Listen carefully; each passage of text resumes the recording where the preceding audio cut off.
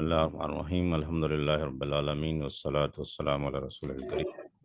तो आज का जो टॉपिक है एक नया टॉपिक है, और जो हमने सारा पुराना पढ़ा है उसी का ही इसमें एप्लीकेशन देखा जाए तो जो टॉपिक है, ये मेरी जो नई किताब आएगी 7-8 महीने के बाद, तो उसमें 5 चैप्टर हैं। उसमें से एक चैप्टर ये है, share of child to be born. ये तकरीबन हमने इसमें 90 पेज 90 पेज इस पर लिखे हैं किताब के ऊपर। तो यहाँ पे रूल ये है कि अगर किसी की डेथ हो रही है और हो सकता है उसकी वाइफ प्रेग्नेंट हो, तो बेटा और बेटी आने की उम्मीद है। और ऐसा हो सकता है कि मरने वाले की माँ प्रेगनेंसी में हो, तो आने वाले का बहन या भाई आ रहा है। तो रूल तो ये था कि जब डिलीवरी हो जाती तो फिर डिस्ट्रीब्यूशन आसान होता, लेकिन अगर जो इनहेरिटर्स हैं, वारिसीन है, वो कहते हैं जी अभी तो 8-9 महीने हैं डिलीवरी में, तो अब एक काम करें कि डिस्ट्रीब्यूशन अभी कर दिया जाए, तो फिर क्या प्रोसीजर होना चाहिए डिस्ट्रीब्यूशन का, ये हमने यहाँ पे देखना है। अदरवाइज तो बाद में, पैदाइश के बाद होता तो फिर तो ये दिक्कत ही पेश नहीं आती। तो अगर पहले करना हो बच्चे की डिलीवरी से पहले, तो फिर कैसे डिस्ट्रीब्यूशन करेंगे। तो यहाँ पर सवाल को डायरेक्टली लेके चलते हैं समझने के लिए। ये क्वेश्चन है यहाँ पे, जिसमें एक आ गया कि नसीर की डेथ हो गई है और उसने पीछे अपने वाइफ को छोड़ा है, मदर को, फादर को, और एक बेटी को। और नसीर की जो वाइफ है वो प्रेगनेंसी में है। अब यहाँ पर क्वेश्चन ये रेज होता है कि अगर इनहेरिटर्स ने ये डिमांड कर दी कि डिस्ट्रीब्यूशन ऑफ प्रॉपर्टी किया जाए after the death of the नसीर, तो फिर किस तरीके से हम प्रॉपर्टी को डिस्ट्रीब्यूट करें। जो प्रेजेंट इनहेरिटर्स हैं और एक आने वाला है, तो उनको कितना हिस्सा दिया जाए, और आने वाले के लिए कितने हिस्से बचा के रखे जाएं। हो सकता है लड़की हो सकता है कि लड़का हो। तो क्या प्रोसीजर होगा। तो इस केस में हम 2 बार सेम सवाल को सॉल्व करेंगे। तो कंडीशन नंबर 1 में, केस नंबर 1 में, चाइल्ड टू बी बॉर्न को हमने कंसीडर कर लिया कि अगर वो सन हो, लेट सपोज, तो वाइफ तो मौजूद है, मदर भी मौजूद है, फादर भी मौजूद है, और ये डॉटर भी मौजूद है। जिसको सपोज किया है वो सीबीबी है। सीबीबी का मतलब चाइल्ड टू बी बॉर्न, आने वाला बच्चा है। तो इस केस में हम ये पढ़ चुके हैं कि औलाद की मौजूदगी में वाइफ का जो शेयर है 1/8 है, क्योंकि डिसीड जो पर्सन है उसकी औलाद मौजूद है। माँ का हिस्सा 1/6 मरने वाले की औलाद की मौजूदगी में। और वालिद साहब का जो हिस्सा है फादर का, वो 1/6 है अगर बेटा है तो। अगर केवल बेटियां होती तो इसको फादर को बचा हुआ भी मिलता। ये हम बहुत बार स्टडी कर चुके हैं कि उसको ये फिक्स शेयर मिलता है, और अगर बच जाता है तो रेसिड्यू भी फादर ले जाते हैं। लेकिन बेटे के केस में वालिद साहब को, फादर को केवल 1/6 ही मिलता है, इसके अलावा एक्स्ट्रा नहीं मिलता। तो ये तो तीनों लोग हो गए प्राइमरी एयर्स, यानी अकॉर्डिंग टू दी इस्लामिक शरिया ये फिक्स शेयरर हैं, इनके हिस्से ये फिक्स्ड हैं। अब जो रेसिड्यू बचेगा आर, वो किसको चला जाएगा, बेटा और बेटी को, जो कि सेकेंडरी ईयर्स कहलाएंगे या रेसिड्यूअरी कहलाएंगे। तो असबा बिगारी टर्मिनोलॉजी में आएंगे। तो यहाँ पर सबसे पहले हम कैलकुलेट किसको करते हैं, total share of Z F. तो जबिल फरूज के जो कुल हिस्से हैं, वाइफ का हिस्सा 1/6 लिख दिया, 1/8 लिख दिया, मदर का 1/6 और फादर का 1/6। इन तीनों का जो एल्शियम लिया गया, क्योंकि 1/8 आया है तो 24 इसका एल्शियम हो गया। अब 8 से 24 को डिवाइड करते हैं तो 8 3 ये 3 आ जाएगा। 6 से अगर 24 को डिवाइड करते हैं तो 4 आ जाएगा, अगेन ये 4 आ जाएगा। तो 11/24 चला गया फिक्स शेयरर के पास। अब बेटा और बेटी के लिए कितना बचा। तो बेटा और बेटी के लिए जो बचा, शेयर ऑफ आसबा बिगैरी, टोटल में से, तरके में से 11/24 माइनस कर दिया, तो ये 13/24 रह गया, जो बेटा और बेटी के अंदर तकसीम किया जाएगा, डिस्ट्रीब्यूट किया जाएगा। अब बेटा और बेटी की जो निस्बत है, जो रेशियो है, बेटे के हिस्से दो और बेटी का हिस्सा एक, और फिर इसका हमने क्या निकाल लिया, इनके रेशियो का एडिशन यानी निस्बतों का जोड़ कर लिया, 2 + 1 यानी 3।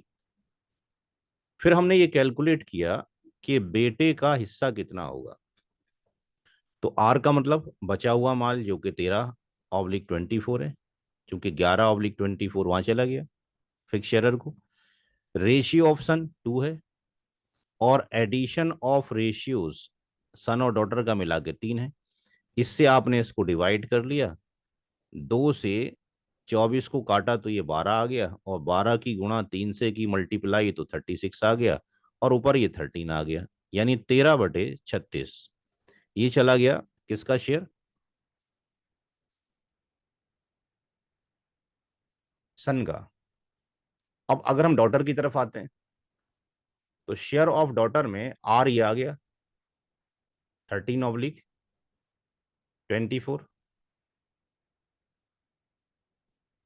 रेशियो ऑफ डॉटर एक, और addition of ratios of daughter 3 आ गया। तो ये कितना आ जाएगा, 13/72 हो गया। अब जो फोर्थ स्टेप है, उसमें हमने वाइफ का हिस्सा में पहले से प्री डिफाइंड है, मदर का भी प्री डिफाइंड है, ये प्री डिफाइंड है, ये हमने कैलकुलेट किए हैं। सन का 13/36 और डॉटर का 13/72। एलसीएम नीचे 72 आ जाएगा। 8 से 72 को कट करेंगे तो 9 टाइम्स चला जाएगा, 6 से करेंगे तो ये 12 टाइम्स आ गया, ये 12 टाइम्स आ गया। 36 से 2 टाइम्स ये 72 कट जाएगा, 2 से मल्टीप्लाई करेंगे 13 की तो 13 दूनी 26 आ जाएगा, और ये 13 आ जाएगा। तो यहाँ पे 72 शेयर बने। तो केस वन में जब हमने कंसीडर किया कि आने वाली जो औलाद है वो लड़का है, तो डिस्ट्रीब्यूशन की जो समरी है वो इस तरीके से होगी, पूरे प्रॉपर्टी के 72 पार्ट्स किए जाएंगे। 9 पार्ट्स जो है वाइफ को जाएंगे, 12-12 पार्ट जो है मदर फादर को जाएंगे, 26 पार्ट जो है आने वाले सन को चाइल्ड टू बी बॉर्न पे, और 13 पार्ट जो है डॉक्टर उसको जाएंगे, डॉटर को जाएंगे। एक कंडीशन तो ये डिफाइन कर ली हमने। दूसरी कंडीशन हमने ये डिफाइन की कि सपोज कर लीजिए कि आने वाली जो औलाद है वो कौन है, डॉटर है। तो इस केस में वाइफ एग्जिस्ट करती है, मदर एग्जिस्ट करती है, फादर भी एग्जिस्ट करते हैं। अब एक डॉटर ये पहले वाली है और एक ही आने वाली है। तो जब 2 डॉटर हो जाएं तो वो 2/3 में बराबर की शरीक होंगी। वाइफ का हिस्सा 1/8 रहेगा, माँ का 1/6 ही रहेगा, फादर का 1/6 के साथ में आर भी हो जाएगा। क्योंकि अगर बचा तो वालिद साहब को रेसिडुअरी भी मिलेगा, बचा हुआ रेसिड्यू भी मिलेगा, लेकिन अगर नहीं बचा तो नहीं मिलेगा। तो यहाँ पर 2 बेटियों का 2/3 है, इसलिए हर एक बेटी का कितना हो जाएगा, 1/3 हो जाएगा, 1/3 हो जाएगा। अब यहाँ पे total share of Z F हमने निकाला, तो total share of Z F जो हमने निकाला, वाइफ का 1/8, माँ का 1/6, फादर का 1/6, और हर बेटी का 1/3, 1/3। इसका एल्शियम कितना आया, 24। जब हमने सिंप्लीफाई किया तो पता ये लगा कि ये 8 3 ज़ा 24 हो गया, 6 4 ज़ा हो गया, 6 4 ज़ा 8 3 8 ज़ा 24 हो गया, और 3 8 ज़ा 24 हो गया। तो ये कितने हिस्से बने, 27/24। और हमने पिछली क्लास में डिस्कशन किया था कि जब कभी भी ऐसा हो जाए कि न्यूमरेटर बड़ा हो जाए और डिनोमिनेटर छोटा हो जाए, तो वो कंडीशन क्या बन जाती है, वो कंडीशन रद्द की बन जाए। ये एरो जो है आपके पास जो हम देख रहे हैं, ये उल्टा लग गया है, ये क्या होगा, ग्रेटर देन। 27/24 का मतलब क्या हो गया, ग्रेटर देन 1। जब ग्रेटर देन 1 हो जाए तो ये कंडीशन क्या बन जाती है, ऑल की बन जाती है, according to the Islamic laws of inheritance के। तो यहाँ पर हम देख रहे हैं कि आर की वैल्यू तो कुछ बची नहीं। अगर ये बराबर भी होता 27/27, तब भी आपके पास कुछ नहीं बचती, ये तो खैर वैसे भी ज्यादा हो गया।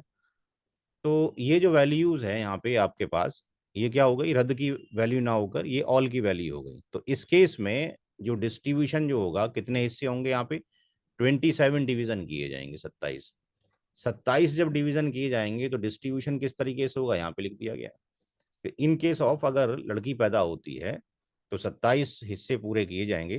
3 हिस्से वाइफ को जाएंगे, 4 मदर को, 4 फादर को, और 8 पहली डॉटर को और 8 दूसरी डॉटर को। अब प्रॉब्लम ये क्रिएट हो रही है कि इन केस ऑफ द सन जो शेयर बन रहे हैं वो कुछ और हैं, और डॉटर के केस में शेयर कुछ और है। दोनों ही केस में अलग अलग आ रहा है। तो यहाँ पे हमने लिखा कि in both the cases, case one और केस टू के अंदर जो टोटल शेयर ऑफ इनहेरिटर्स आ रहे हैं, केस वन में 72 आ रहे हैं जब सन पैदा हो रहा है, और केस टू में कितने आ रहे हैं, 27 आ रहे हैं डॉटर के केस में। तो अब सॉल्यूशन कैसे किया जाए इसका? तो इसके सॉल्यूशन का तरीका ये है कि इनका हम रेशियो फाइंड आउट कर लें कि what is the ratio between the 27 और इसके अंदर। तो इन दोनों नंबर को किस कौन से नंबर से काट सकते हैं हम? किसकी टेबल में आते हैं दोनों, बताएंगे? 72 और 27 कौन सी टेबल में आते हैं जिससे पूरा पूरा कट जाए? हम्म।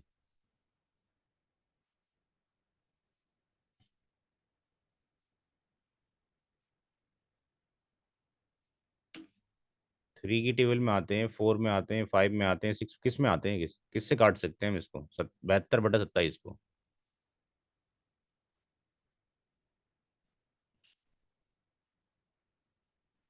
जी शायद भाई और जावेद भाई।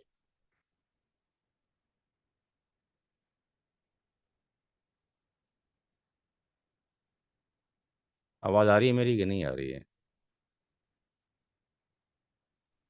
ये आ रही है। कौन से नंबर से काट सकते हैं पहाड़े से?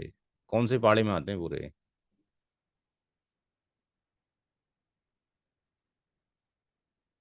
किसी पहाड़ी के अंदर आता है 72 27 से कट जाए पूरा पूरा? 3 के पहाड़े में कट सकता हो, 6 में कट सकता हो, 7 8 9 में कट सकता, किसी से कट सकता है कि नहीं? 9 से कट जाएंगे। 9 से कट जाएंगे तो 9 8 72 और 9 3 27। 27। इसका मतलब 72/27 को मैं ये लिख सकता हूँ, ये 8/9, 8/3 सिंपलीफाई करके। हाँ बिल्कुल। ठीक है जी। तो अब क्या करना है कि जब ये रेशियो पता लग गया कि इनके बीच में रेशियो इतना है, तो अगर मैं ऐसा करूं कि इसकी मल्टीप्लाई इससे कर दूं और इसकी मल्टीप्लाई इससे कर दूं, तो टोटल जो शेयर हैं जो यहाँ पे अनइक्वल हो रहे हैं, एक जगह 27 है एक जगह 72 है, ये इक्वल हो जाएंगे फिर। कैसे इक्वल हो जाएंगे देखिए। यहाँ पर हमने क्या किया, यहाँ लिख दिया कि 27 और जो 72 हैं वो 9 से डिविजिबल है, रेशियो 8:3 का है। तो अगर हम दोनों को उनके रेशियो से मल्टीप्लाई कर दें तो ये वैल्यू मिलके आ जाएगी हमारे को। यानी पहले डिवाइड कर दें, फिर जो रेशियो है मल्टीप्लाई कर दें, तो केस वन में भी 216 बन गए शेयर, और केस टू के अंदर भी क्या बन गए, 216 बन गए। अब क्या किया जाएगा अगला स्टेप, कि हमने ये देखना है कि अगर हम सन को मानते हैं और डॉटर को मानते हैं तो किस केस में मिनिमम शेयर आ रहा है, वो शेयर हम इनहेरिटर्स को दे देंगे before the delivery of the before the birth of the new kids, और कुछ जो वैल्यू शेयर हैं उनको सेव करके रख लेंगे जब तक बच्चे की डिलीवरी ना हो। तो यहां पर हमने क्या किया, एक टेबल बनाई, और इस टेबल के अंदर ये मेंशन किया कि केस वन में ये हमारे ओरिजिनल शेयर हैं जो मिल रहे हैं हर एक को, जो हमने पीछे डिस्कशन किया, यानी 72 शेयर हो रहे हैं इन केस ऑफ द सन, जब सन पैदा हो रहा है तो राइट। और जब डॉटर पैदा हो रही है तो डॉटर के केस में कितने हिस्से बन रहे हैं आपके पास, 27 बन रहे हैं, पीछे हमने देखा। तो जो रेशियो हमने निकाला था, अगर हम ऐसा करें कि केस वन के हर एक शेयर को 3 से मल्टीप्लाई कर दें, तो ये 27 बन जाएगा, 36 36 78 और 39, और ये 216 हो जाएगा। और ऐसे ही केस टू के अंदर अगर 8 से मल्टीप्लाई कर दिया जाए तो इंडिविजुअल शेयर्स ये हैं, और जो ये वैल्यू आ रही है वो ये 216 आ रही है। यानी अब केस वन और केस टू के दोनों के शेयर हमने इक्वल कर दिए उस मेथड से जो अभी आपको बताया, कि जो भी आपके पास मल्टीपल शेयर्स आ रहे हैं उनको किसी ऐसे नंबर से डिवाइड करें कि डिवाइड करने के बाद उनका जो रेशियो आ जाए उस रेशियो से मल्टीप्लाई कर दें, तो ये वैल्यूज क्या हो जाएंगी, फिर इक्वल हो जाएंगी। अब अगला लॉ ये है कि अभी बच्चा आया नहीं है, उसके पहले से ही ये सारा कैलकुलेशन हो रहा है। हम इसमें ये देखें कि केस वन में सन आ रहा है, केस 2 में डॉटर आ रही है, अभी आया नहीं है, आएगा या आएगी। किस केस के अंदर वाइफ को कम जा रहा है, पहले केस में और दूसरे केस में, जरा कंपेयर करके बताएं, वाइफ को कितना जा रहा है, कम कितना दे सकते हैं वाइफ को।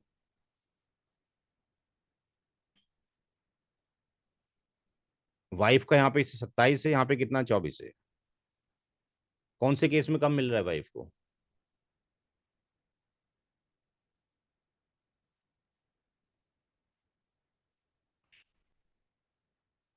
एक 27, बेटे के केस में 27 शेयर जाएंगे, और बेटी पैदा होगी तो वाइफ को 24 शेयर जाएंगे। तो मिनिमम शेयर किस में जा रहे हैं जी? 24 वाले मैटर में जा रहे हैं। 24 में, तो वाइफ को 24 दे दीजिए। हम्म, मदर कुछ कम कहाँ पे जा रहे हैं?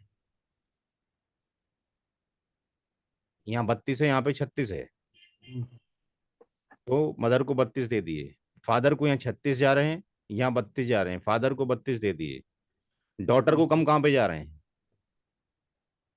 यहाँ पे 39 है, और यहाँ पे 64 है, तो बेटी को कितने दे दिए? 39 दे दिए। अभी यही लोग मौजूद हैं, तो ये शेयर क्या कर दिए, डिस्ट्रीब्यूट कर दीजिए। 216 में से ये शेयर दे दीजिए, बाकी को सेव कर लीजिए। ये टेबल 2 के अंदर हमने दिखा दिया। ये टेबल 2 में आते हैं। टेबल 2 में दिखा दिया गया कि paid and saved share, minimum paid share before birth, present inheritors ये हैं, आने वाला तो आएगा, आएगी बाद में। तो इनको मिनिमम ये चला गया, वाइफ को 24, मदर को 32, फादर को 32, डॉटर को ये। तो बिफोर बर्थ जो पेड कर दिए वो 216 में से 127 शेयर पेड कर दिए। जो सेब बचे वो कितने बचे? 216 में से 127 घटा दिए, यानी 89 सेब बच रहे। बस। तो अभी बच्चे की डिलीवरी से पहले ही हमने जो डिस्ट्रीब्यूट कर दिए 127, अब 2-4 महीने या 5-6-7 महीने जो सेव रखे रहेंगे किसी भी ईमानदार बंदे के पास, वो घर के जो भी ऑनर होगा, जो कि ज्यादा मुखलिस होगा, उसको हमने 89 शेयर रखने के लिए दे दिए। अब ये 89 शेयर कैसे डिस्ट्रीब्यूट होंगे जब लड़का और लड़की पैदा होगी? तो यहाँ पे अब हम ये कंसीडर कर रहे हैं कि distribution of the total saved share after the birth of the child, हमारे पास 89 सेव्ड शेयर हैं, तो वो कैसे तकसीम किए जाएं। तो यहाँ पे हमने लिखा कि सपोज कर लो कि नया जो बच्चा है वो बेटा पैदा हो गया अब। तो अकॉर्डिंग टू टेबल 1 और केस 1, नए आने वाले सन के कितने हिस्से हैं? 78। कहाँ पे जाकर देखें इसको? टेबल 1 में और केस 1 में। तो टेबल 1 में आइए, ये टेबल 1 हो गई, और केस 1, नए आने वाले बच्चे के शेयर कितने? 78 है। तो इस केस के अंदर वाइफ को जो जाने 27 जाने, मदर और फादर को 36-36 जाने। लेकिन आपने मदर फादर को कितना दिया हुआ है? मदर को और वाइफ को, फादर को, वाइफ को आपने कितना दिया है? 24 शेयर, और जाने कितने उसको? 27, यानी वाइफ को 3 शेयर और दे देंगे। मदर को 32 शेयर जाने, 32 हम पेड कर चुके हैं, और 4 और जाने मदर को, चूंकि 27 जाने। इसी तरीके से वालिद साहब को भी 32 हम पेड कर चुके हैं, 4 और देंगे 27 हो जाएंगे, और 78 किसको जाने हैं? सन को जाने। तो ये जो है 78 तो नए सन को जा रहे हैं। जो आ रहा है वाइफ को, चूंकि हम दे चुके थे इस टेबल के अकॉर्डिंग मिनिमम, वाइफ को कितने दिए थे हमने? 24, और वाइफ के बनते कितने? 27। वाइफ के टोटल शेयर बनते हैं इन केस ऑफ दी सन कितने? 27, और हमने पेड कितने किए थे? 24। तो बेटे के पैदा होने के बाद इसको 3 शेयर मिलेंगे। इसी तरीके से माँ को हमने 32 शेयर दिए थे, बेटे के पैदा होने के बाद इसको 4 शेयर और दे दिए जाएंगे, 36 हो जाए। इसी तरह वालिद साहब को 32 दिए थे, उनको 4 शेयर दे के 36 कर दिए जाएंगे, और बेटे को 78 दे दिए जाएंगे। तो ये इस तरीके से 89 शेयर डिस्ट्रीब्यूट कर दिए जाएंगे अगर बेटा पैदा हुआ, जो सेव 89 थे। लेकिन अगर बेटी पैदा हुई तो सेव 89 शेयर कैसे डिस्ट्रीब्यूट होंगे? तो यहाँ पे टेबल नंबर 1 में और केस नंबर 2 में नई आने वाली जो बच्ची है उसके कितने शेयर हैं? 64। केस नंबर 1, टेबल नंबर 1 और case number 2, table number 1 case number 2 में नई आने वाले बच्चे के कितने शेयर हैं? 64 शेयर हैं। और जो पुरानी जो लड़की थी, जो पहले से मौजूद थी, प्रेजेंट थी, उसको 39 हमने शेयर दिए थे। जबकि बेटी जब पैदा होगी तो हर एक बेटी को 64 जाएगा। तो इसका मतलब 89 में से 64 शेयर तो किसको चले जाएंगे, इस नई वाली बच्ची को जो आ रही है। तो 9 में से 4 निकालेंगे, ये 5 बचेंगे, और ये आपके पास 8 में से 6 निकालेंगे, 2 बचेंगे। यानी 25 शेयर किसको दे दिए जाएंगे, जो कि बड़ी बेटी है। आने वाली जो छोटी बेटी है उसको 64 शेयर दे दिए जाएंगे। तो यहाँ पे ये लिखा गया कि 89 जो शेयर हैं उनका डिस्ट्रीब्यूशन कैसे होगा, नई जो न्यू बॉर्न डॉटर है उसको तो 64 जाएंगे, और जो एल्डर डॉटर है उसको 39 ऑलरेडी दे चुके हैं, इसलिए 25 दे दिए जाएंगे, और इस तरीके से 89 पूरे कंज्यूम हो जाएंगे। अब यहाँ ये सवाल पैदा होता है कि वाइफ को, मदर को और फादर को क्या कुछ नहीं जाएगा, तो आंसर इज नो, कुछ नहीं जाएगा, क्योंकि उनको हमने 24 दे रखा है, 32 दे रखा है, और ये 32 भी दे रखा है। तो 89 सेव्ड शेयर इन दोनों के अंदर डिस्ट्रीब्यूट हो जाएंगे। 64 इसको, इसको 39 पहले दे रखे थे, 25 और इसको दे दिए जाएंगे, तो इसके भी 64 हो जाएंगे। तो इस सवाल का लास्ट में खुलासा ये हुआ, जो समरी बनी वो समरी आपके पास ये बनी यहाँ पर, कि टोटल प्रॉपर्टी के जो शेयर हैं वो 216 पार्ट किए जाएंगे। जबकि हमने देखा कि पहले वाले केस में 27 हो रहे थे, 72 हो रहे थे, और दूसरे वाले केस में 27 हो रहे थे हैं। एक जगह 72 शेयर बन रहे थे, एक जगह 27 शेयर बन रहे थे, अलग अलग हो रहे थे। तो हमने क्या किया था, 72/27 करके इसको किसी एक नंबर से काट दिया, यानी 9 से काट दिया, और ये 8:3 का रेशियो आ गया। फिर इसकी जब हमने मल्टीप्लाई करी दोनों की, तो पता ही चला कि ये भी 216 हो गया और 216 हो गया।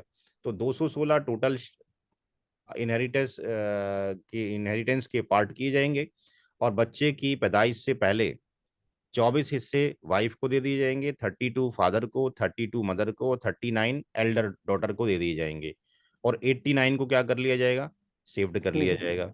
अब जब लड़का पैदा होगा तो 89 का डिवीजन किस तरीके से होगा, ये कर दिया गया समरी, कि 89 में से 78 चले जाएंगे नए बच्चे को, सन सन को, 3 वाइफ को, 4 मदर और फादर को, और अगर लड़की पैदा हुई तो नई लड़की को 64, और आपके पास 64, और जो बड़ी है लड़की एल्डर उसको 25 दे दिए जाएंगे। तो हमें जर्नली अगर ये सवाल हमने किसी उसमें भेजा, इस्लामिक डिपार्टमेंट को, कि भाई इस तरह का मसला है, पहले कैसे डिस्ट्रीब्यूशन किया जाए, तो हमारे पास जो फतवे की शक्ल आएगी वो ये वाली आएगी, जो ये समरी वाली है लास्ट में। ये नहीं आएगी कि वो कौन सी कैटेगरी में था, वो असबा था या असबा बिगैरी था या ऑल बन रहा था या रद बन रहा था, क्योंकि इस टर्मिनोलॉजी को आम आदमी समझ नहीं सकता। दैट्स वाई वो आपको ये स्टैम्प करके दे देंगे भाई कि आपकी प्रॉपर्टी के इतने डिवीजन होने चाहिए, पहले तकसीम करना चाहते हैं तो ये है, इतने आप महफूज कर लें, लड़के के केस में ऐसे डिस्ट्रीब्यूशन होगा, लड़की के केस में ऐसे डिस्ट्रीब्यूशन होगा। ठीक है जी। तो ये इस तरह का एक सवाल मैंने करा दिया। इस तरह के तकरीबन 7-8 सवाल हैं जो कि नई इंशाल्लाह आने वाली बुक में मेरे ख्याल से बकरा ईद तक आ जानी चाहिए, या उसके बाद आ जाएगी। और इसके बाद अगली क्लास जो मैं लूँगा कमिंग सैटरडे में, कमिंग फ्राइडे में, वो एक डिफरेंट टॉपिक पर होगी जिसका नाम है मुनासखा, जिसके अंदर आपके पास मल्टीपल लोग मर जा रहे हैं, यानी परदादा भी मर गए, दादा भी मर गए, वालिद साहब भी मर गए, अब जो है औलादें डिस्ट्रीब्यूट करना चाहती हैं, वो कहलाता है मुनासखा, कैसे डिस्ट्रीब्यूशन किया जाए। तो एक सवाल उस पर करा दिया जाएगा। उससे अगली वाली क्लास में एक टर्म होता है तखारुज, अपनी मर्जी से अपने हिस्से को सरेंडर कर देना या वहां से एग्जिट हो जाना, छोड़ देना, कैसे किया जाएगा। उसके बाद इंशाल्लाह क्लास खत्म कर देंगे। बाकी वीडियो नेट पे सारे पड़े हैं, वहां से आप करते रहेंगे। बाकी कोई भी सवाल है आप भेजते रहेंगे मेरे को, मैं हाजिर हूँ जब भी आप चाहेंगे। फ्राइडे का दिन इसी के लिए वक्त भी एक किया हुआ है। एक नई किताब जो है इंशाल्लाह रमज़ानों से पहले आ जाएगी, जो कि इसके ऊपर बेस्ड है। यहाँ पर बैठी विरासत की क्लास ले रहा था, तकसीम मिरास की क्लास है वो चल रही थी, बैठी। तो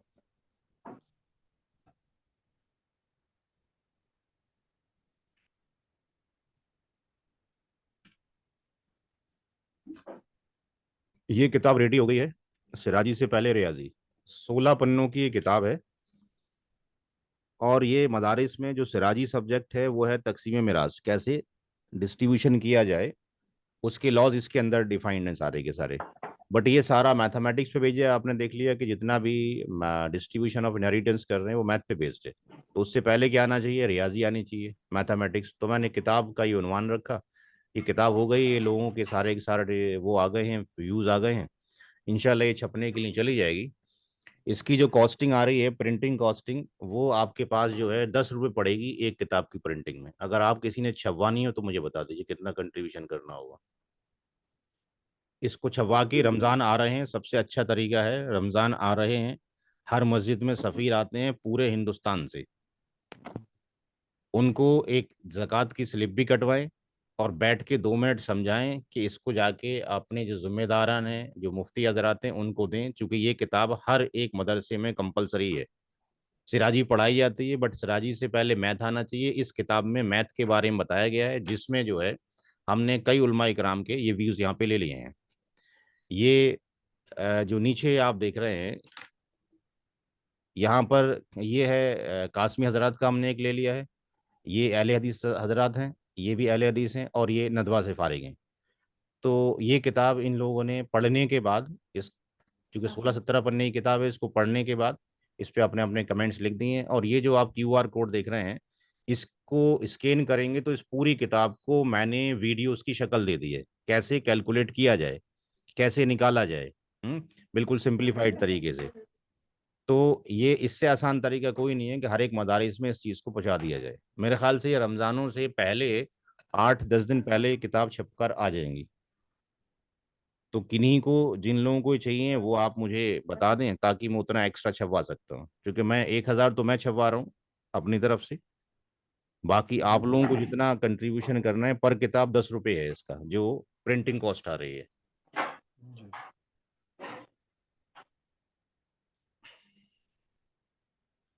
तो जहाँ जहाँ आप रहते हैं वहाँ वहाँ इसको मंगा लें, भेज दिया जाएगा, और इसको जो है डिस्ट्रीब्यूट करें जो जो मदारिस चल रहे हैं। क्योंकि हर एक में तकरीबन ये पढ़ाई, सिराजी पढ़ाई जाती है। जो भी लोग आपके पास आलिम बन के आते हैं, एटलीस्ट जो फाजिल होते हैं उनको तो पढ़ाई जाती है, और जो क्या कर रहे हैं वहाँ तो कंपलसरी है ही। तो आज की क्लास हम ही फिनिश करते हैं, अगले हफ्ते नए टॉपिक पे डिस्कशन करेंगे। नया जो टॉपिक है वो उसी का होगा जिसका नाम हमने बताया था, मुनास का, जिसके अंदर जो टॉपिक हैं मैं बता देता हूँ कौन कौन से टॉपिक हैं।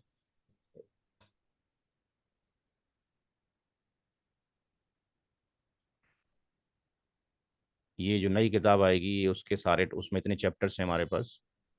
ये रूल्स ऑफ रिटर्न के नाम से है, और ये दूसरा share of grand son grand daughter है, दूसरी किताब इसके अंदर, जिसमें 45 तरीके से पोता पोती को हिस्सा मिलता है। तीसरा ये जो हमने डिस्कशन किया, share of child to be born, इसमें पहला सवाल हमने डिस्कशन किया, इसमें तकरीबन 7 सवाल हैं। इसके बाद ये मुनास्खा है कि इसके अंदर in a period of time multiple लोगों की डेथ हो जाती है। तो यहाँ पे हमने 2 लोगों की डेथ ली है, फिर यहाँ 3 लोगों की ली है, फिर ये 4 और 5 लोग की भी ली है, और 7 लोगों की भी डेथ ली है। तो इसका मतलब ये सवाल 7 टाइम्स कैलकुलेशन किया जाएगा। तो मैं अगले हफ्ते आपको ये 2 डेथ के बारे में डिस्ट्रीब्यूशन करके दिखाऊंगा, किस तरीके से डिस्ट्रीब्यूशन किया जाए। उसी तरीके से प्रोसीजर आपके पास ये होता रहेगा 7 तक। फिर जो ये लास्ट जो क्लास, यानी 2 क्लासेस हम और लेंगे, अगली क्लास इस पे मुनास्खा पे होगी। उससे अगली क्लास से कि अपनी मर्जी से अपने इसको कोई सरेंडर करना चाहता है हिस्से को, कि भाई आप आपस में डिस्ट्रीब्यूट कर लीजिए, मुझे नहीं चाहिए। जैसे इसने हस्बैंड ने ये बोला कि husband wants to leave the inheritance share because he did not pay the dower, उसने मेहर पे नहीं किया था अपनी वाइफ का, और अब उसकी वाइफ की डेथ हो गई है, तो वो इसको लेना नहीं चाहता। वो कहता है जी आप आपस में बांट लीजिए। तो क्या इसको इग्नोर कर दिया जाए हस्बैंड को, या कैलकुलेशन में ऐड किया जाए, ये हम तरीका अगली क्लास में देखेंगे इंशाल्लाह। तो आज की क्लास यहीं फिनिश करते हैं, ठीक है? जी। ठीक है, जज़ाकल्लाह। अस्सलाम वालेकुम। वालेकुम।